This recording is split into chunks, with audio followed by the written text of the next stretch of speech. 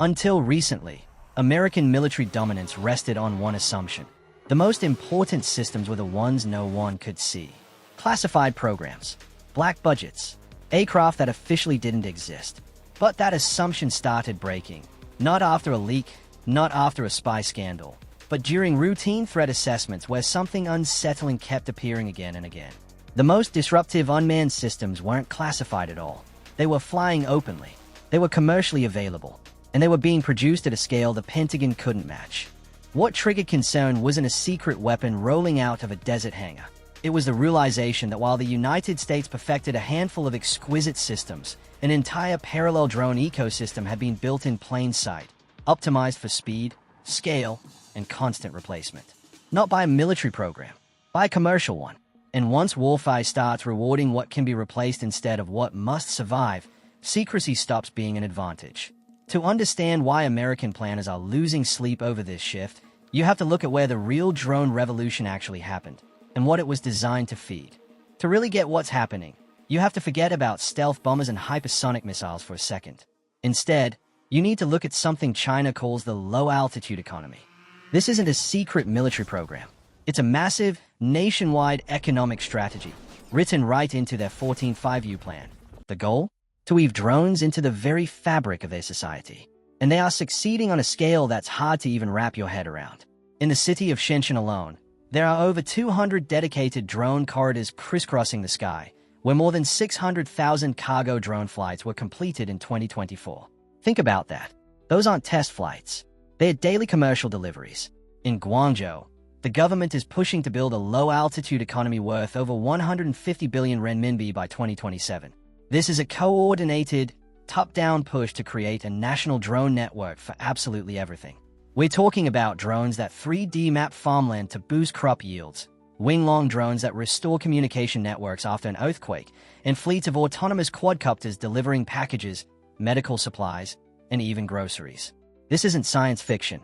It's just what life is like in China today. By the end of 2025, this low-altitude economy is expected to be worth over 1.5 trillion yuan. That's more than 200 billion US dollars. This national ecosystem has created an engine for innovation unlike anything the world has ever seen. It's not just about making cheap drones anymore. China now files over 70% of all drone-related patent applications in the world. Their drones are becoming real decision-makers, powered by advanced AI that lets them plan their own routes, dodge obstacles, and carry out complex missions without a human touching the controls. Companies in this space are creating platforms where a user just has to specify a general area, and the drone figures out the rest all by itself. What makes this system so powerful isn't just the hardware. It's how tightly the entire ecosystem is organized. Low-altitude airspace in China is managed centrally, with predefined corridors, altitude layers, and automated approval systems that allow drones to launch, fly, and land without the kind of case-by-case clearance required in the West. Where regulators in Europe or the United States see risk first, Chinese regulators design for scale first, and then manage risk inside that framework. Every commercial flight generates data. Flight paths, obstacle encounters, weather deviations, signal interference, battery performance. All of it feeds back into shared platforms used by manufacturers, logistics firms, and government planners. That creates a feedback loop where designs improve continuously, not in years-long development cycles, but in months. The result is an environment where testing, deployment, and iteration blur together. A delivery drone tested in civilian airspace today can inform navigation software, swarm coordination logic, or endurance modeling tomorrow, without ever being labeled a military project. For years, the West saw this as harmless economic progress. We saw cool consumer gadgets and efficient delivery services. We saw a Chinese company making the best and cheapest camera drones on the market, and we bought millions of them. We put that technology into our businesses, our police forces, and even our homes. What we failed to notice was scale. By the time anyone started asking hard questions, that one company, DJI, already controlled over 70% of the global drone market. We saw the future, but we completely missed China's core national strategy, civil-military fusion. The brutal reality of that fusion became terrifyingly clear on the battlefields of Ukraine. All of a sudden, a DJI Mavic drone, a device you can grab at an electronics store for less than $2,000, became one of the most effective weapons in modern warfare. These little commercial drones became the eyes of the artillery, spotting targets with terrifying accuracy. What shocked Western militaries wasn't that drones were being used. It was how quickly the battlefield adapted around them. Tactics that once took years to formalize were being invented in weeks, using hardware that was never designed for war. They were modified with 3D printed parts to drop grenades on soldiers and vehicles. They were used for recon, for psychological operations, and to guide bigger missiles to their targets. This is the power of dual-use technology. A tool made for a photographer becomes a weapon for a soldier with just a few simple tweaks. What Ukraine revealed wasn't just how effective these drones could be. It exposed something far more uncomfortable for traditional militaries. Losing drones didn't reduce combat effectiveness. In many cases, it increased it. Units adapted faster, experimented more aggressively, and replaced losses almost immediately using commercial supply chains that were never designed to survive a war, yet did. That flipped decades of Western military logic on its head. Survivability mattered less than availability. Persistence mattered more than perfection. The battlefield stopped rewarding platforms that could not be lost and started rewarding systems that could be replaced without hesitation. For planners watching closely, the conclusion was unavoidable. The future wasn't going to be decided by a handful of exquisite machines. It was going to be decided by which side could afford to lose more and keep fighting anyway. And once a military starts relying on commercial systems, it inherits their supply chains, their update cycles, and their vulnerabilities. In other words, control no longer belongs entirely to the battlefield. It belongs to whoever controls the factories. And because of China's absolute market dominance, their drones were everywhere. The very same technology that China had perfected for its commercial low-altitude economy was now proving to be devastatingly effective in a real war. This wasn't an accident. It was the result of a deliberate strategy from the highest levels of the Chinese government. Xi Jinping himself has ordered the People's Liberation Army, or PLA, to dominate the field of unmanned systems. The commercial drone industry, with its fast-paced innovation and massive factories, was the perfect engine to fuel that military ambition. Now, commercial AI companies are openly working with the PLA to upgrade their military systems. And while the world was focused on quadcopters in Ukraine, the PLA was taking the idea to a frightening new level. They understood that the real power of these drones isn't in any single machine, but in their numbers. At this point, the problem stopped being about individual platforms. It became a math problem. And math doesn't care how advanced a single aircraft is. The era of the drone swarm was here. In the summer of 2025, the PLA ran massive tests of its newest unmanned systems, including swarms of fixed-wing drones built for overwhelming surveillance and coordinated strikes. But the real breakthrough came just months before. In June 2025, a huge, high-altitude drone with a 25-meter wingspan, known as the Zhutian or High Sky, was reportedly flight-tested. This wasn't just another spy drone. The Zhutian is a mothership, a flying aircraft carrier for other drones. From its internal bays, it can unleash a swarm of 100 to 150 smaller loitering munitions, creating an instant, overwhelming attack from a single, distant platform. The progress is happening everywhere. In late 2025, the CH-7, a high-altitude, high-speed stealth drone, reportedly had its first flight in northwest China, a huge leap toward building drones that can slip past sophisticated air defenses. Out at sea, the PLA Navy is testing AR-500CJ unmanned helicopters on what are basically mini drone carriers, small ships made to launch swarm attacks. They are even running deck trials for loyal wingman drones on their newest amphibious assault ships. They are building a multi-domain, swarm-based military, and it's all built on the back of their commercial tech revolution. So, where is the United States in all this? While China was openly building a drone empire, America was doing what it's always done.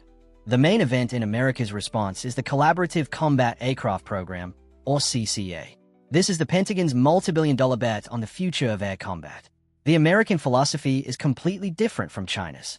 Instead of mass-producing millions of cheap, disposable drones, the US is developing a much smaller number of highly advanced, stealthy, and semi-autonomous loyal wingmen. These are drones designed to fly alongside manned jets like the F-35, acting as scouts, decoys, and missile trucks. The companies involved are who's who of the American defense industry. Lockheed Martin Skunk Works is developing the Vectis, a stealthy, multi-role drone that can be adapted for anything from air combat to intelligence gathering, with a first flight plan for 2027. Northrop Grumman is building its own version under Project Talon, the YFQ-48A, using advanced materials to try and keep costs down. They are joined by newcomers like Anduril with its YFQ-44A and defense giant General Atomics with the YFQ-42A, all fighting to build America's next great unmanned weapon. These machines are technological marvels, the absolute best of American engineering. A single Lockheed Vectis will probably be the most capable drone ever built. But this brings up a terrifying question. What happens when one multimillion-dollar American drone goes up against a swarm of 100 Chinese drones that cost a tiny fraction of the price? Can quality really beat quantity when the quantity is that overwhelming? In a real conflict, the United States wouldn't lose because its drones were inferior.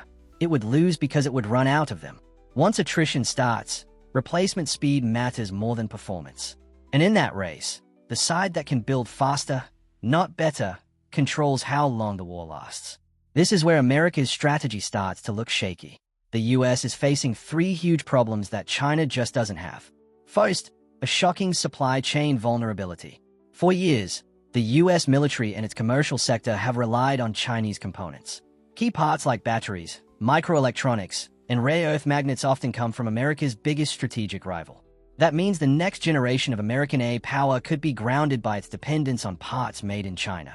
The problem isn't just dependence, it's substitutability. These components aren't interchangeable parts that can be swapped overnight. Batteries must meet strict safety and performance certifications.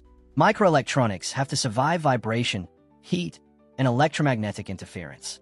Rare earth magnets require specialized processing that takes years to stand up, not weeks. In peacetime, these constraints are manageable. In wartime, they become choke points. A lost drone isn't replaced by pulling another unit off a shelf. It triggers a chain of testing, validation, and approval that defense contractors cannot bypass without grounding entire fleets. Commercial ecosystems absorb losses by iterating. Defense ecosystems absorb losses by slowing down. And in an attrition-driven conflict, slowing down is the same as falling behind. Second is the problem of speed and scale. The Pentagon's buying process is famously slow. The CCA program is moving at what the Department of Defense considers light speed. But the first prototypes for some of these only started flying in 2025, and they won't be operational until the end of the decade. In that same time, China has already run mass swarm tests and fielded mothership concepts. China's commercial industry lets it design, test, and build new models at a speed the American defense industry simply can't match. Finally, there's the brutal math of cost. While the CCA program is trying to build affordable aircraft, affordable in Pentagon speak still means millions of dollars per drone. China, by using its massive commercial production lines, can make military-grade drones for thousands, not millions. They are building a force that is attritable, or in simple terms, disposable. They can afford to lose hundreds, even thousands, of drones in an attack. The United States can't. The race doesn't stop at building drones. It's also about defeating them. And here too, China's massive scale is giving it a huge advantage. While the West is fixated on China's drone production, a parallel industry has exploded inside China, counter-drone technology. There are now over 3,000 manufacturers in China that make anti-drone equipment. In 2024 alone, there were over 200 public government contracts for this kind of gear, more than double the number from just 2 years earlier. They are developing and deploying everything you can imagine to win the drone war. Portable YLC-48 radars that can spot small, low-flying drones. High-power microwave weapons that can fry the electronics of an entire swarm at once. AI-powered interceptor drones that hunt and kill other drones. And advanced electronic warfare systems designed specifically to jam the controls of a swarm attack, turning it into a cloud of useless, falling plastic. China isn't just building an offense. It's building a complete defense against the very threat it's perfecting. They are thinking about the entire problem at a national level. Meanwhile, the US is playing regulatory catch-up. Moves like adding DJI to government blacklists and talking about banning Chinese parts are happening years after China already cornered the global market and, more importantly, the global supply chain. It's a reactive posture in a fight that demands a proactive vision. The US is trying to lock the door after its rival has already rebuilt the entire house. All along, we were mesmerized by the idea of America's secret drone projects. We pictured these unstoppable, invisible weapons emerging from the shadows to guarantee American dominance. The greatest technological leap, the one that truly threatens to shift the global balance of power, didn't happen in a secret lab. It happened out in the open, on factory floors, in commercial shipping lanes, and in the skies over bustling cities. The uncomfortable question now isn't whether the United States can build the most advanced drones on Earth. It's whether it can build and replace enough of them before the battlefield decides the answer first.